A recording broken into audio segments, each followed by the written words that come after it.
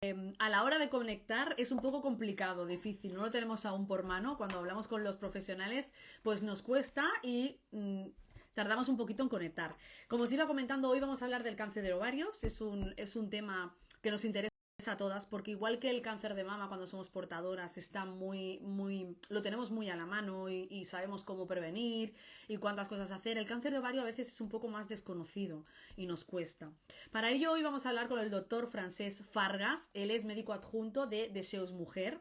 Es además especialista en ginecología oncológica y obstetricia, miembro de la Sociedad Europea de Ginecología Oncológica y miembro de la Sociedad Española de Ginecología y Obstetricia. Y además es cirujano, algo tremendamente importante cuando hablamos de extirpar pues a lo mejor un tumor de ovario, ¿no? Siempre hemos escuchado que estas cirugías deben ser pues muy bien hechas. Vamos a intentar preguntar todas aquellas preguntas que nos habéis enviado, como os hemos dicho antes, y recordaros también que cualquier duda o pregunta que tengáis nos la podéis hacer aquí en directo, que vamos a intentar responderla pues en la mayor brevedad posible. Vamos a ver si ya tenemos por aquí al doctor, si nos está viendo. Ya lo tenemos por aquí. Recordaros, como siempre, que nos podéis enviar todas vuestras preguntas a info@amoasociacion.org, amo acabado con H. Y vale, las preguntas aparecerán aquí. Vamos a ver si podemos conectar ahora. Estamos emitiendo en directo. Vale, ahora sí. Uy. Pues ahora tenemos, creo, al doctor en directo. Y creo que nos ha conectado. Doctor, Hola. ahora sí he podido conectar, ¿no? Ya desde su Instagram. Ha costado esto. Ha Bien, costado, bien. pero lo hemos conseguido, no Sí. pasa nada. Antes de nada, mil gracias por estar aquí con nosotros hoy, ¿vale? Ya le hemos presentado.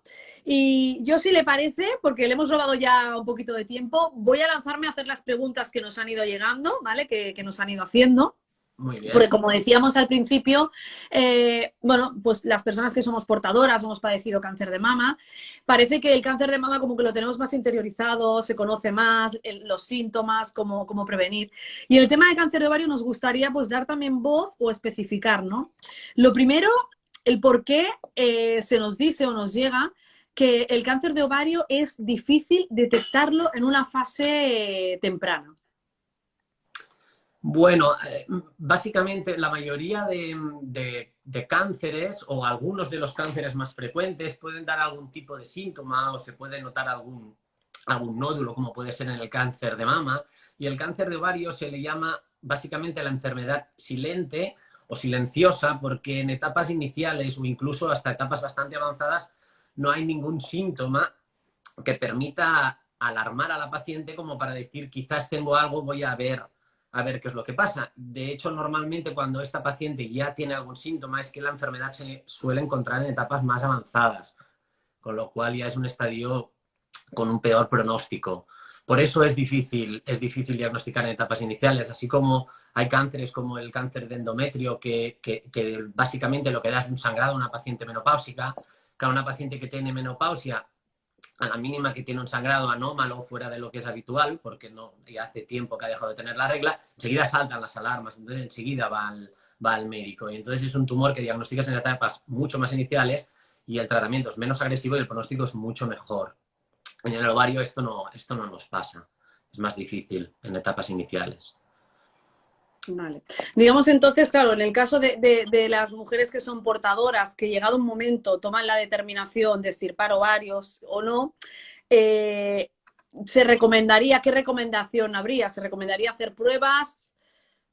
Claro, ya cuando entramos en el grupo de población de riesgo, como en este caso las pacientes que son portadoras de una mutación, en este caso ya son pacientes que debido a sus antecedentes ya conocen este riesgo añadido que tiene respecto al resto de mujeres, entonces ya forman parte de un seguimiento un poquito más estricto.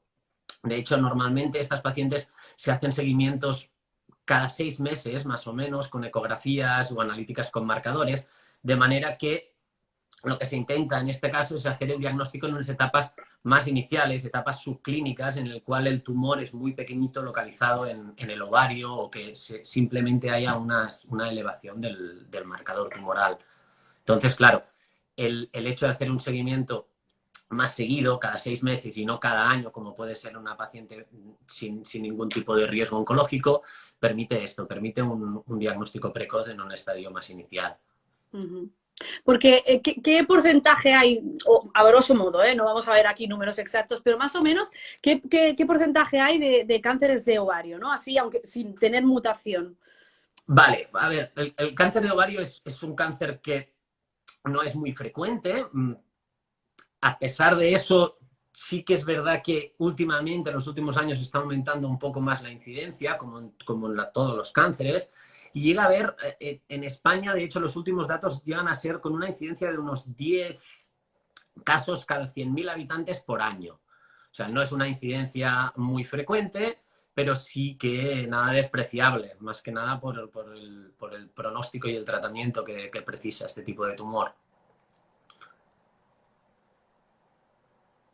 Vale. Y de ese porcentaje, hay otro porcentaje dentro de ese que es el que tiene la mutación, o también se da en personas que no tienen mutación, ¿no? Exacto. O sea, ya las pacientes que tienen mutación, depende de la mutación, sobre todo las más conocidas y las que están más relacionadas con el cáncer de ovario, que es la BRCA1 y la BRCA2, estas pacientes sí que tienen una probabilidad de cáncer de ovario más alta. Las pacientes con la mutación BRCA1, la probabilidad de tener un cáncer de ovario puede llegar a ser del 40%, y las pacientes con una mutación BRCA2 es un poquito menor, puede ser de alrededor de unos 18-20%. Pero bueno, claro, estas pacientes son pacientes de mucho más riesgo de este tipo de patología. Vale, conforme voy hablando con usted, voy viendo preguntas que le van haciendo ya, que le están haciendo bastantes preguntas. Sí, porque yo no tengo tiempo de leerlas, no sé. No se preocupe, ya estoy yo al tanto. A ver, dice, estoy en lista de espera, extirpación de ovarios, BRCA1, 46 años. Cáncer de mama a los 44. ¿Qué margen tengo? De edad, supongo, ¿no? Que preguntará Graci, 7 Graci. A ver, el tema es, claro, margen. Yo tampoco ahora quiero aquí poner presión a esa pobre paciente, ¿no? Ni mucho menos. Una cosa son las recomendaciones. La recomendación, una vez ya, o sea, una paciente que se conoce que tiene esta mutación y ya ha decidido que no quiere tener más hijos o que no quiere tener más hijos, se recomienda la extirpación de estos ovarios alrededor de los 35 o 40 años. A partir de aquí, pues ya depende de cada uno. Yo siempre digo lo mismo, hay que valorar el beneficio-riesgo y hay que individualizar. Todo se individualiza, no podemos generalizar el cáncer de ovario, no podemos generalizar a la paciente. Entonces, habrá sitios donde se puede operar más rápido y habrá sitios, pues como por ejemplo la Seguridad Social, que la cola de espera es más larga. No tiene que estar intranquila esta paciente, simplemente es mientras ella esté en cola de espera, que siga haciéndose sus controles. O sea, lo que no tiene que hacer es dejarse de controlar porque sabe que tiene una fecha ya de cirugía determinada. Ella tiene que seguir con sus controles más seguidos, controles con ecografías y analíticas con marcadores. De esta manera, en el caso de que saliera algo antes de la cirugía, pues el tratamiento podría ser mucho menos agresivo y con un mejor pronóstico para ella. Digamos que lo importante sería aquí, en este caso, haber pasado una edad prudencial y además haber satisfecho la necesidad de querer ser madre, ¿no? Si quieres ser madre, eso es primordial a la hora de decir, pues ahora ya no quiero ser madre y ya me estirpo ovarios teniendo esa edad, ¿no? Exacto. A ver, ahora también todo lo que son las técnicas de reproducción asistida pues nos permiten hacer otro tipo de tratamiento, como congelación de tejido, de embriones, o para realizar una técnica de reproducción asistida y proceder a esta cirugía profiláctica, que hay pacientes que optan por este camino. Correcto. Claro, mira, aquí nos pregunta también Keren Bursim, ¿qué tipo de cirugía se hace en cáncer de ovario? Vale, a veure, la cirugía arreglada de ovario, que se dice, o sea, todo lo que implica mínimamente esta cirugía, que se le llama una cirugía de estadiaje, ¿vale? Hoy en día esta cirugía implica la extracción de útero, trompas y ovarios biopsias del peritoneo, el omento o el epíplon, que es una grasa que cubre los intestinos, el apéndice y los ganglios de la pelvis y de la aorta. Lo de los ganglios últimamente se está viendo que según qué estadios más avanzados no hace falta quitarlos todos, sino algunos, pero en general el tratamiento quirúrgico del cáncer de ovario de base es este. A partir de aquí, todo el sitio donde haya enfermedad hay que quitarlo. O sea, lo más importante de esta enfermedad, los dos factores más importantes en esta enfermedad es una cirugía completa, o sea, una cirugía en la cual no hayamos dejado enfermedad dentro de la paciente, y una buena respuesta a la quimioterapia en el caso de que esta paciente deba recibir quimioterapia. Entonces, la cirugía de base implica esto: útero y ovarios, ganglios de la pelvis de la aorta, apéndice y el epíplon o el aumento, que es esta grasa que cubre los intestinos. A partir de aquí, si la paciente pues tiene un implante del tumor en el intestino, pues quizás hay que quitar un trozo de intestino. Que tiene un implante en el diafragma, pues hay que quitar un trozo del diafragma. Lo más importante es hacer una buena planificación, porque lo que nos interesa es que una vez entremos en quirófano, que podamos asegurar que a esta paciente la dejamos sin enfermedad. En el caso de que sea una enfermedad bastante más avanzada y que no podamos asegurar que somos capaces de extraer toda la enfermedad que presenta esta paciente sería tributaria de empezar con un tratamiento, pues con quimioterapia en este caso. Entonces, la quimioterapia lo que hace es reduce la masa tumoral. Incluso hay pacientes que tienen una respuesta muy grande, que previo a la quimioterapia vemos que tiene mucha masa tumoral, y luego después de 3 dosis o 6 dosis, no, 3 tandas o 6 tandas de quimioterapia, cuando se procede a la cirugía ves que hay una respuesta increíble. Entonces, la cirugía que se tiene que realizar es mucho menos agresiva, con todo lo que esto puede implicar para la paciente, ¿no? O sea, menos efectos secundarios, menos días de ingreso hospitalario. Y en cuanto al abordaje quirúrgico, esto quizás es por lo que debería haber empezado, hace unos años, siempre que se trataba una paciente con cáncer de ovario, yo me acuerdo mi profesor en la facultad me decía: una paciente no está bien operada de cáncer de ovario si no tiene una incisión desde aquí debajo de las costillas hasta el pubis, o sea, de arriba abajo. Ahora, por suerte, han cambiado mucho las cosas, hemos aprendido mucho y cada vez sabemos operar mejor.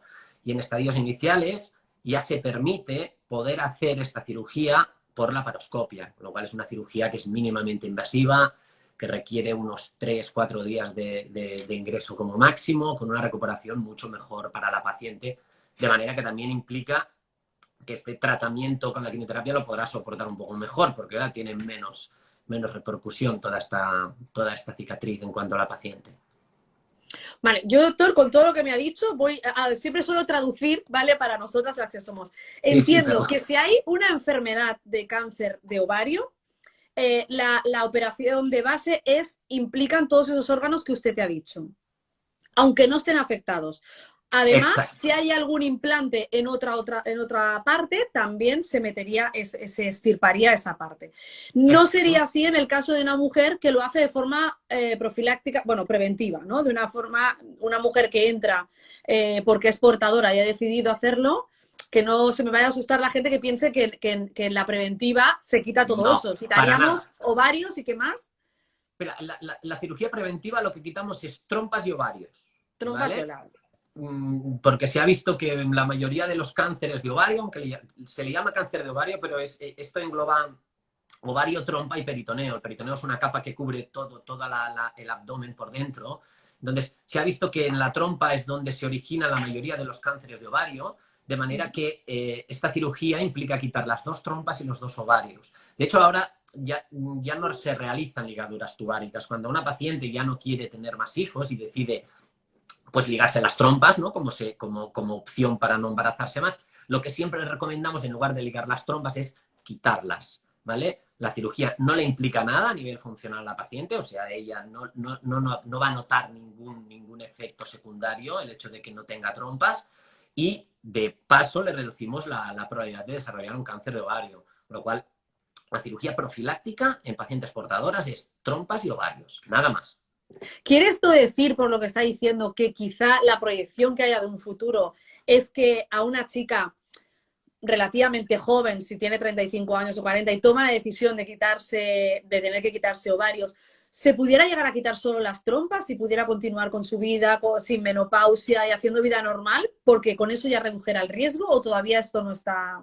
Es una opción. O sea, todo es lo que he dicho antes, todo es planteable. O sea, todo es hablarlo con la paciente, es súper importante la comunicación y explicarle los pros y los contras de cada una de las cosas y todo lo que puede implicar, ¿no? Pues quitar unos ovarios en una paciente joven en cuanto a todos los efectos de una menopausia a una edad en la cual no estamos acostumbrados a tenerla.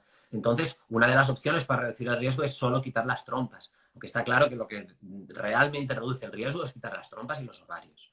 Las dos Pero cosas. sí que es verdad que quitando las trompas reducimos el riesgo también. Vale. Yéndonos a... Yo tengo preguntas aquí apuntadas, pero conforme lo escucho se me vienen cosas a la mente. Yendo a la cirugía esa que hemos hablado, cuando habla luego de quimioterapia, ¿hablamos de una quimioterapia intravenosa o en el propio abdomen? No sé en ginecología cómo se hace. Sí, hay distintos tipos. Está la quimioterapia, la de toda la vida, la endovenosa, y la intraperitoneal, que decimos, ¿no? La intraperitoneal es una quimioterapia que ha tenido su momento de moda, digamos, ¿no? Hace unos años se veía que era una de las mejores opciones que había porque tenía menos efectos sistémicos para la paciente, pero luego cuando se empezó a utilizar se veía que muchos pacientes no la toleraban a nivel de las molestias intestinales que presentaban por esta quimioterapia intraperitoneal. Entonces hay distintas escuelas. Eso ya no depende tanto de nosotros como ginecólogos, sino es más del oncólogo. La que más se utiliza es la intravenosa. La que más se utiliza es la intravenosa. Sí que es verdad que cuando empezaron a salir los estudios de la quimioterapia intraperitoneal, fue un boom porque, claro, reducías muchos de los efectos sistémicos de esta quimioterapia endovenosa, pero este malestar abdominal no permitía a muchas pacientes terminar los ciclos. Entonces Claro. acababan pasando a un tratamiento de quimioterapia endovenosa y la acababan combinando.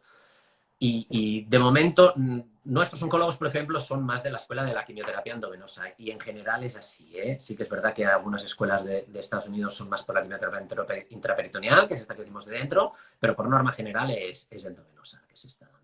Vale. Yéndonos un poquito al principio, ¿qué podríamos decir? ¿Qué síntomas podríamos decir? Igual que en las mamás decimos un bultito, un aspecto anormal. ¿Qué síntomas podríamos decir, aunque se parezca a otras patologías o lo que sea, no por asustar, sino por estar un poco alerta, que suele tener el cáncer de ovarios? Claro, el problema es que no tiene síntomas. Y si empezamos a decir los síntomas que puede tener el cáncer de ovario, hasta yo los puedo tener. Nos vamos a asustar ya. Claro, empieza a dar síntomas cuando ya está en estadios sobre todo más avanzados. Y la sintomatología que da es la de un aumento de volumen, o sea, es un ovario que ha aumentado mucho de tamaño, entonces los síntomas que van ligados a este aumento de volumen abdominal, pues hinchazón, sensación de plenitud, pérdida de apetito, que si presiona la vejiga, pues posibles incontinencias, si presiona el intestino o infiltra el intestino porque el tumor ya está creciendo allí, puede llegar a estreñimiento, sangrado vía vaginal, aunque tampoco no sea muy frecuente. Básicamente es la hinchazón abdominal, o sea, pacientes que hayan venido porque no se encuentran bien, el principal síntoma más frecuente es esta sensación de hinchazón abdominal o presión, que es debido al aumento del tamaño de estos ovarios y la compresión a los órganos que lo rodean. Vale. Bueno, tendremos en cuenta ese síntoma el más evidente y ya el resto no nos vamos a obsesionar porque si no las portadoras estaríamos diciendo tengo un pinchazo aquí, me pasa algo aquí, creeríamos continuamente que es eso. Sino mejor tomar la decisión a su debido momento y ya está, y no presionarnos más. Comentan, la cirugía en cáncer de ovario es por la laparoscopia o abriendo todo. Yo creo que el doctor ya ha comentado eso, ¿no? Pero... Exacto, en estadios iniciales se puede hacer por laparoscopia y en estadios avanzados tiene que ser por abdominal. Y tú piensa que muchas veces crees que estás en un estadio inicial. Tú tampoco no puedes asegurar con las pruebas de antes de operar a la paciente en qué estadio se encuentra. Entonces, yo cuando entramos a una paciente a quirófano de un aparente estadio inicial, yo le digo siempre lo mismo, digo, empezaremos por la laparoscopia. Si en algún momento vemos que no podemos llegar a quitarlo todo por la laparoscopia, entonces tendremos que abrir. Y siempre digo lo mismo, por orden. Primero curarte y luego que quede mono, ¿no? Entonces, si curándote te lo puedo hacer mejor, pues te lo haré por la laparoscopia. A la mínima que vea que no te puedo curar bien, entonces tendré que abrirte. Pero sí, en estadios iniciales se puede hacer por laparoscopia, en estadios avanzados se hace por vía abdominal directa, que se dice. Correcto. Por descontado, yo diría que es un mensaje pues muy correcto el que está dando, que en ese momento lo principal y lo primordial es salvar la vida y eliminar la enfermedad al máximo, como ha dicho, ¿no? Que realmente se llega a la curación. O sea, que debería ser un mal menor, eso de que nos abren enteras. Comenta, ¿la ecografía es eficaz para la detección precoz? A ver, en nuestro hospital hacemos ecografías vaginales a todas las pacientes de manera anual.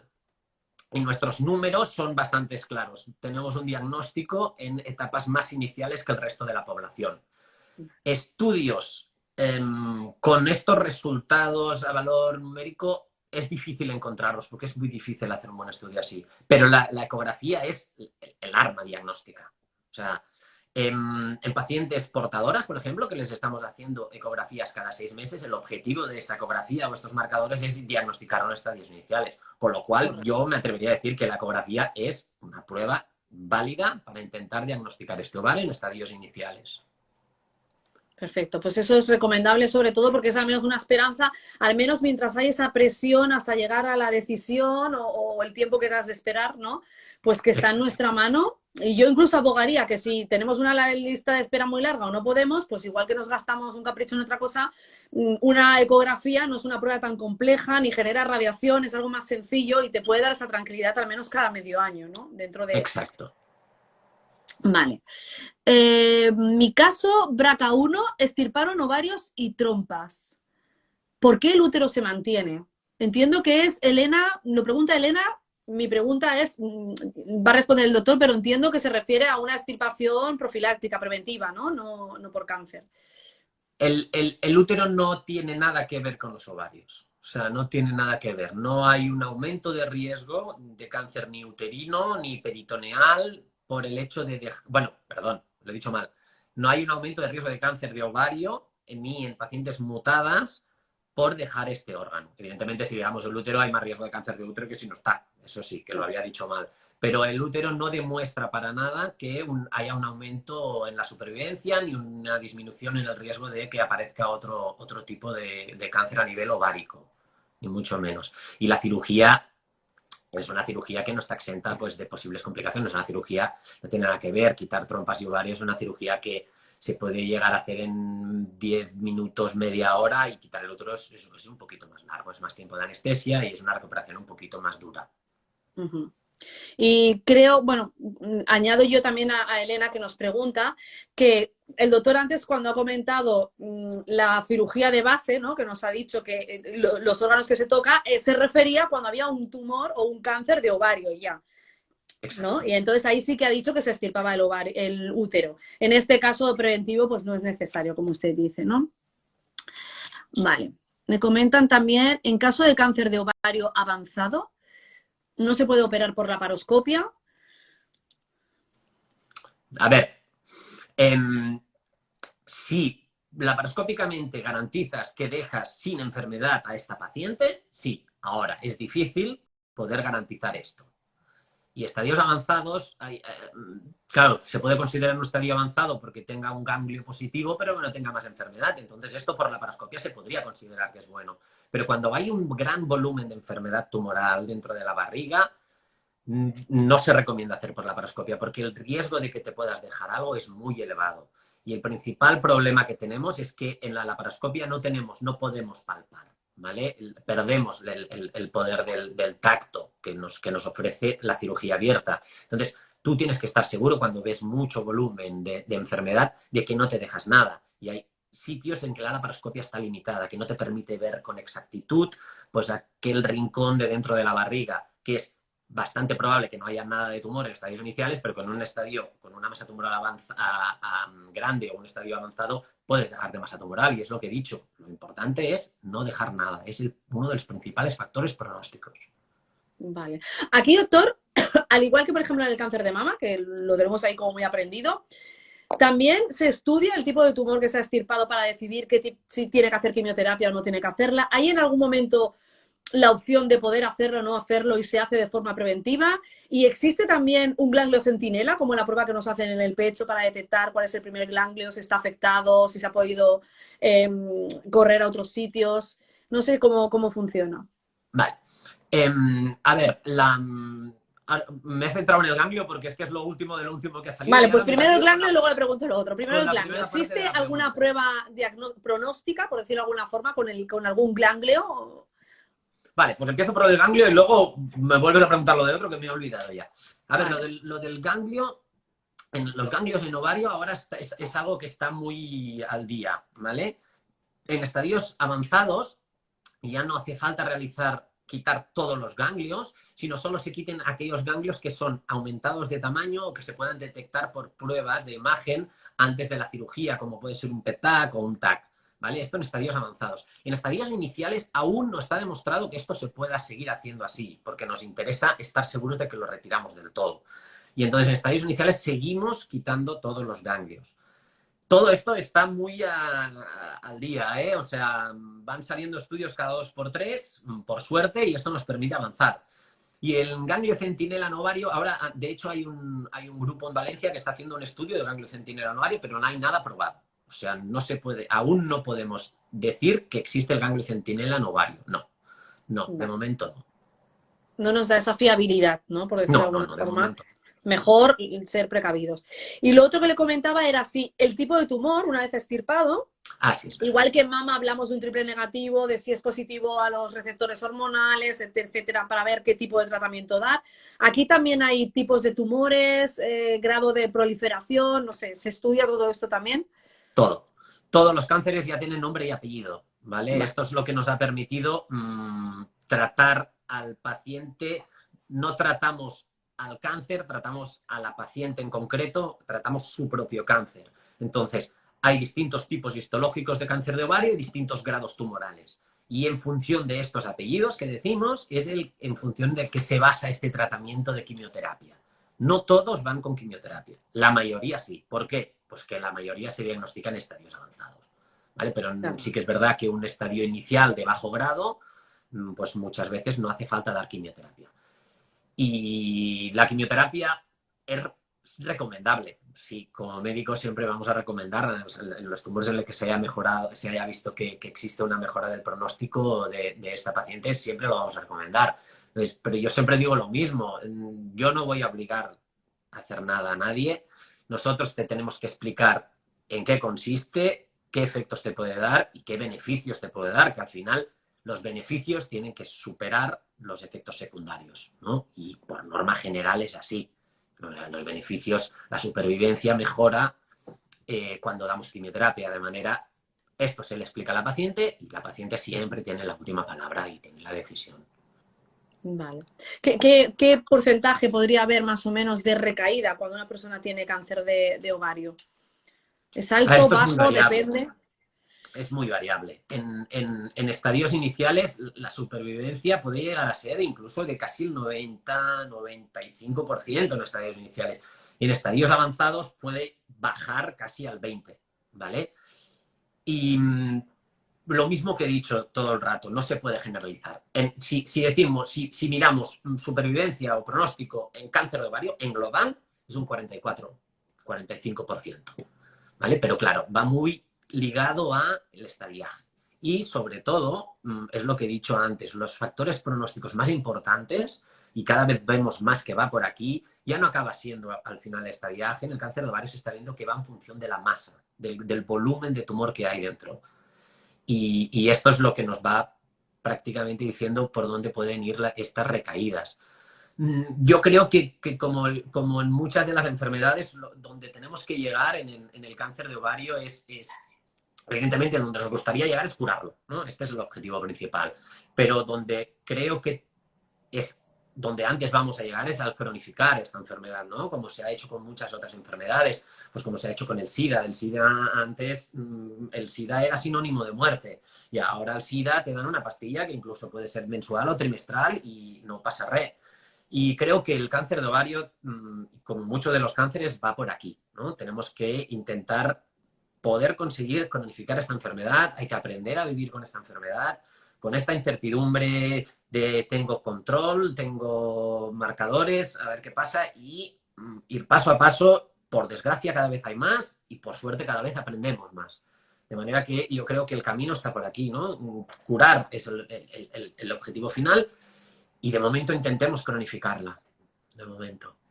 Muy bien. Yo creo además añadiría, que lo decimos siempre, ¿no? Que los porcentajes los preguntamos porque cometemos siempre el error de entrar en el doctor Google, querer investigar, chafardear cuando estamos en según qué situaciones, pero ha dicho algo que es interesante y muy bueno, y es que cada persona es un mundo y cada persona es con su oncólogo, con su ginecólogo, con quien tiene que mirar su situación y no pensar en qué porcentaje estoy, sino ver a ver cómo funciona todo, ¿no? Y qué posibilidades tenemos a nuestro alcance. Me comentan también por aquí... Y si afecta ovarios y trompas y peritoneo y te extirpan los primeros, es decir, los ovarios y las trompas, ¿cómo se controla el peritoneo? Claro. El principal problema del cáncer de ovario es el peritoneo. Porque, claro, muchas pacientes me dicen, si me quitas los ovarios, ¿cómo puede ser que yo siga teniendo un riesgo de un cáncer de ovario? Y es por eso, porque el ovario, embriológicamente, viene del mismo tejido que el peritoneo y las trompas, ¿no? Y por eso nos queda esta capa interna que no la podemos quitar del todo. Es una capa que es imposible de extirpar por completo. El peritoneo lo controlamos igual, con marcadores y con ecografías. Y también TACs. Una paciente cuando está operada, seguimos haciéndoles controles estrictos. De hecho, son más estrictos en la paciente que hemos operado. Una paciente con cáncer de ovario son controles cada 3 meses durante mínimo 2 años y después durante 3 años más seguimos haciendo controles cada 6. A partir de los 5 años, teóricamente, damos el alta.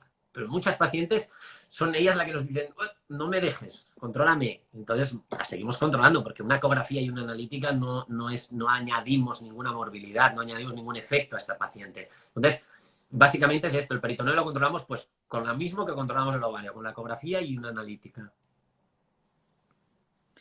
Vamos, que tenemos que acostumbrarnos a aguantar la presión y trabajar mucho lo que es el riesgo y el decir, bueno, lo importante o la parte positiva de estar controladas, pues es eso, ¿no? El que cualquier cosita que se pueda ver, pues la ciencia está avanzando mucho y lo cojamos a tiempo y lo solucionemos. ¿Con cuántos marcadores se puede operar? No sé si se refiere a qué es un marcador normal. Luisa pregunta, ¿con cuántos marcadores se puede operar? Supongo que va por qué, no, por qué valor de marcador. Sí, y después continúa. ¿Puedo saber si estando a 38 de marcadores puedo operar? ¿Marcador tumoral te refieres, Luisa? Entiendo, o algún marcador específico, ¿no? Supongo que querrá decir. Los principales marcadores del cáncer de ovario es uno que es el 12,5, este es el que siempre se ha utilizado durante más años, que es un marcador que es muy sensible y poco específico, que ahora con el tema COVID, esto de sensibilidad y especificidad, hemos aprendido todos un poco. Es un marcador que se eleva no solo por el cáncer de ovario, sino por muchas otras cosas, ¿vale? Vale, eso es importante. Es lo que he dicho antes, no operamos cáncer de ovario, no operamos marcadores tumorales, sino que operamos pacientes. Las pacientes es un conjunto de cosas. O sea, puedo ver una paciente con un marcador tumoral elevado, pero con una eco normal, elevado relativamente, ¿eh? Pues si el valor normal es hasta 35, pues lo puedo ver con 45, 50 y que esta paciente no tenga nada. Y también es verdad que puedo ver una paciente sin un marcador tumoral elevado y con una masa en el ovario que pueda ser maligno. Entonces, siempre hay que tratar a la paciente en global, no hay que tratar al marcador, se trata a la paciente. Entonces, se analiza todo. Marcadores tumorales elevados, imagen sospechosa en ecografía que completamos con TAC, vamos a quirófano. Marcadores tumorales no elevados, pero imagen sospechosa, también vamos a quirófano. Si el marcador está mínimamente elevado, pero en la ecografía no ve nada, podemos hacer un control, que puede ser un control antes de lo que sea a los 6 meses. Lo podemos controlar por en 2-3 meses o en un mes, en función de cómo se encuentra la paciente también. Recordemos eso, tratamos pacientes. Perfecto. Genial y además muy, muy, muy bueno porque es la manera de no decir, uy, tengo, de no querer interpretar nosotros nuestras analíticas, ¿no? De intentar hablarlo siempre, siempre lanzamos ese mensaje con vuestro médico, que él es el que os pondrá en contexto y no asustarnos. Y cuando te quitan los ganglios, hay que tenerlo en cuenta también con las piernas, como cuando nos estirpan ganglios de brazos, nos preguntan también. Sí, no es como hace uno. Igual, bueno, también ha cambiado esto en la cirugía de mama. Cada vez se extirpan menos ganglios y cada vez los linfedemas, que es esto que muchas veces hemos visto algunas pacientes que tienen un brazo mucho más hinchado. Esto es una consecuencia de la cirugía de quitar los ganglios. Los ganglios recogen la linfa, que es el líquido que circula, pues en este caso, por las piernas. Y claro, si quitamos los ganglios, este líquido, como yo digo, se encuentra perdido, ¿no? Entonces sí que puede haber como consecuencia de esta cirugía una hinchazón de las piernas de inferiores, pero no es tan frecuente como con la mama. O sea, no es algo que por norma general suela pasar, ni mucho menos. ¿Pasa? Sí. Pero bueno, también por suerte tenemos fisioterapeutas muy expertas en este aspecto que también nos ayudan a mejorar mucho estos posibles efectos secundarios de quitar estos ganglios. Pero no es tan frecuente, ¿eh? No es algo que sea la norma general. Que sea un problema. Doctor, tenía apuntado aquí algo, ahora es que me he liado con la gente que va preguntando.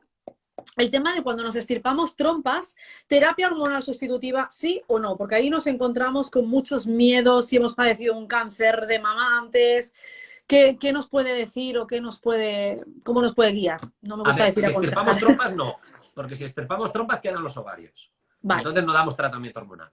Si estirpamos trompas y ovarios, volvemos a lo de siempre. Hay que hablar con la paciente. Una paciente joven en la cual le extirpamos trompas y ovarios, una paciente con 35 años, si la dejamos menopáusica, hablando claro, es una desgracia. ¿Vale? Y esto es una cirugía profiláctica, lo cual a estas pacientes los estudios ya demuestran que el tratamiento hormonal sustitutivo no aumenta el riesgo del cáncer de ovario, ¿vale? Sí que es verdad que si esta paciente portadora ha tenido un cáncer de mama, hay un pequeño aumento del riesgo del cáncer de mama. Entonces volvemos a lo de siempre, hay que hablarlo.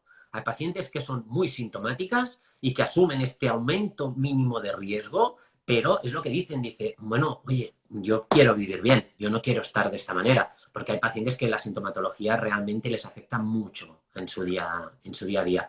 Y cuanto más jóvenes, pues más afecta. Y hay pacientes pues que esta cirugía la realizan alrededor de los 47, 48 años, que pues ellas mismas ya son las que ven y te dicen, mira, me aguanto, total, esto me hubiera tocado dentro de 3 años, no pasa nada. O sea que estamos en lo de siempre. ¿Recomendación en paciente joven? Sí, para evitar pues, los posibles efectos que tiene esta falta hormonal. Pero siempre hablarlo con la paciente. Claro, ahora ya le dice, me encanta lo claro que habla. Muy bien, gracias. Le dicen por aquí. Claro, ahora ya puestos en el tema que está diciendo, en el caso de personas que no se han tomado la terapia hormonal sustitutiva, sí que se nos plantea, ¿no? Anoté aquí un privado que nos enviaron de que había padecido cáncer de mama en el 2004, otro en el 2012, tratamiento con tamoxifeno y lotrozol, y estaba con muchísimos problemas con la menopausia, sobre todo en su vida, en sus relaciones íntimas, con la sequedad, y ni el ginecólogo ni nadie solo se le aconseja lubricante o hacer algo así. Es un tema muy tabú en las mujeres, un tema que afecta mucho también psicológicamente, además de otros de salud. ¿Hay alguna solución, alguna alternativa más como ginecólogo o solo la terapia hormonal sustitutiva? A ver, si la paciente no desea o a esta paciente concreto puede existir un riesgo aumentado de cáncer, el hecho de utilizar un tratamiento hormonal sustitutivo sistémico, ¿vale? Lo que se puede hacer es un tratamiento hormonal local, ¿vale? Utilizar estrógenos locales. El estrógeno local no va a aumentar la libido, no va a reducir el sofoco, pero sí que puede favorecer las relaciones, porque mitiga los efectos secundarios de esta atrofia y esta sequedad. Entonces, el estrógeno local, yo siempre digo lo mismo, es muy fácil de poner y muy fácil de olvidarse, ¿vale? Es un tratamiento que se coloca pues a nivel de la vulva y la vagina y lo que hace es favorecer esta elasticidad vaginal. Porque al final, una cosa es la libido que podemos tener, que mucha gente dice, la libido es hormonal, la libido es básicamente social, ¿vale? Básicamente social. Sí que es verdad que las hormonas ayudan, pero es básicamente social. Y muchas veces somos nosotros mismos los que no nos apetece porque involuntariamente no queremos, tenemos miedo allí.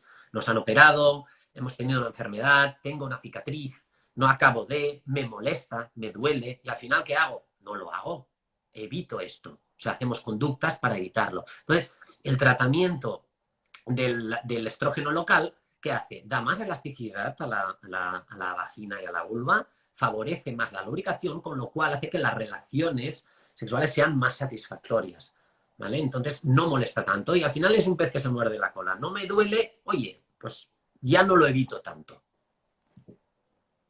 Vale. Digamos que de esta manera, a nivel local, podemos tener una alternativa para aquellas personas que lo estén pasando mal, pero es un conjunto un poco de todo, como decía. La parte más de salud, bueno, esto también es salud sexual, ¿no? Pero la parte de salud en cuanto a osteoporosis o la parte cardiovascular, aquí si no tomamos tampoco terapia hormonal sustitutiva, ¿hay alguna forma de prevenir o algo que podamos hacer? Sí, o sea, se puede tratar cada uno de los síntomas por separado. O sea, lo que hace la terapia hormonal sustitutiva es lo que dice el nombre, ¿no? Sustituye las hormonas. Entonces, en global, se te está dando la hormona que se te ha quitado y hace su propio trabajo, tanto a nivel bueno como a nivel malo. Podemos tratar parte a parte estos síntomas. Tengo sofocos, damos algo para los sofocos de carácter natural. Tengo osteoporosis, damos un tratamiento específico para la osteoporosis. Tengo sequedad, puedo dar un hidratante, puedo utilizar un lubricante con las relaciones o utilizar lo que digo, el estrógeno. O sea, podemos ir tratando por parches en función de la sintomatología que presenta la paciente o podemos tratarlo en global. Y es lo que estamos diciendo todo el rato, es hablarlo con la paciente. Hay paciente que dice, yo no tengo nada, yo no quiero tomar nada, yo me encuentro bien, no necesito nada. Hay paciente que dice, a mí solo me molestan los sofocos. Y pues cada una tiene su tratamiento específico. Puede tener, ¿eh? No hace falta que lo haga si no quiere, pero puede tenerlo. Claro. También aquí yo añado un poco, ¿no? Por chicas que nos cuentan su testimonio, que a veces viene todo a través de haber realizado un tratamiento de quimioterapia o algún tipo de tratamiento para el cáncer que te ha hecho tener una menopausia forzada, por decirlo de alguna forma, ¿no? Y entonces ya enganchas no solamente la parte de la menopausia, sino la parte psíquica y la parte física del tratamiento y de todo, ¿no? En cuanto a lo que decíamos, en cuanto a relaciones o a la salud. Dice, Sí, yo con 40... yo es algo que siempre digo a las pacientes cuando hablo con ellas, digo, yo soy el del cuchillo, o sea, yo soy el que opera, pero aquí los que te curamos somos todos, desde la enfermera, desde la secretaria que se encarga de organizártelo, el cirujano, que en este caso seríamos nosotros, bueno, soy el del cuchillo, el que hace el seguimiento también, ¿eh? No solo la opera y luego la perdemos, no, el ginecólogo oncólogo le sigue haciendo el seguimiento.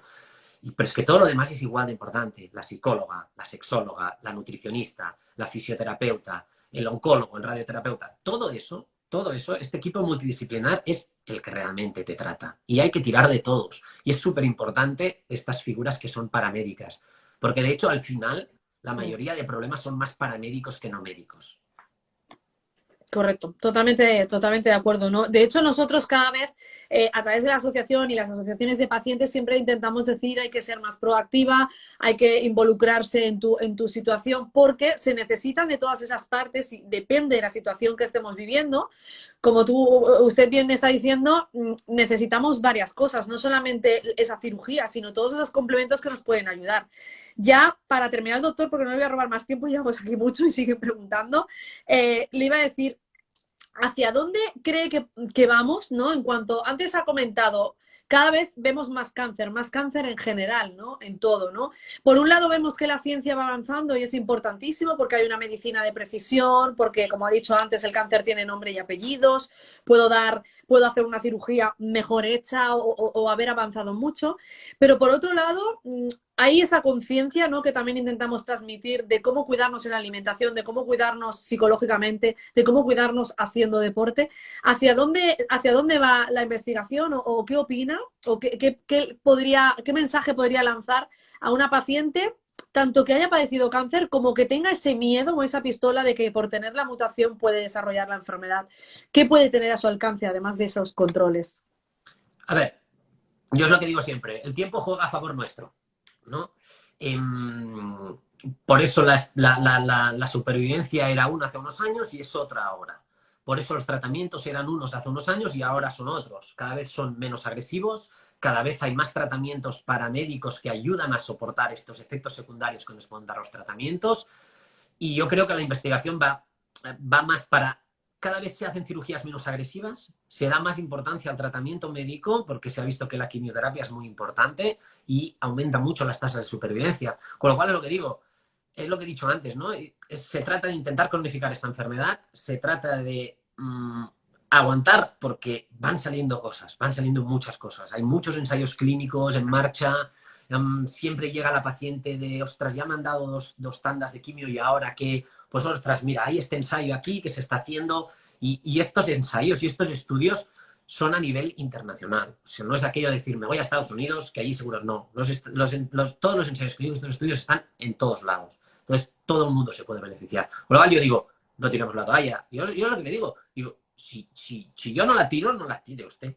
No la podemos tirar. Aquí estamos, todos estamos para eso. Si yo me paso 8 horas en quirófano, no es porque me guste operar, que sí que me gusta operar, es porque le quiero curar. Entonces, hay que ir ahí y hay que esperar porque digo, a medida que va pasando los años vamos aprendiendo más, lo vamos haciendo mejor y vamos curando. Así que, oye, dentro de un mes quizás aparece un tratamiento que no sabíamos, que te reduce la probabilidad de que te reaparezca en 5 años. Pues 5 años más, porque dentro de 5 años habrán salido 3 más. Entonces se trata de eso, de alargarlo. Pues doctor, nosotros tenemos un hashtag cuando acabamos a veces que siempre decimos esperamos haberos dado un poquito de luz y aquí le cierran y le dicen qué bien doctor, cuánta luz nos da. O sea que yo me quedaría con este gran mensaje, ¿no? Porque ha sido muy bueno dentro de todo lo que le hemos podido preguntar, que casi le hemos hecho ahí un pupurri de todo. Mil gracias por su tiempo, por haber respondido a todo Gracias como si a estuviéramos vosotros. en consulta preguntándole y gracias por esa gran luz que nos ha dado hoy. Muchísimas Muy bien, gracias. gracias a vosotras y muchos ánimos. Muchísimas gracias, doctor. Un De abrazo. nada. Hasta Hasta luego. luego. Bueno, pues hasta aquí.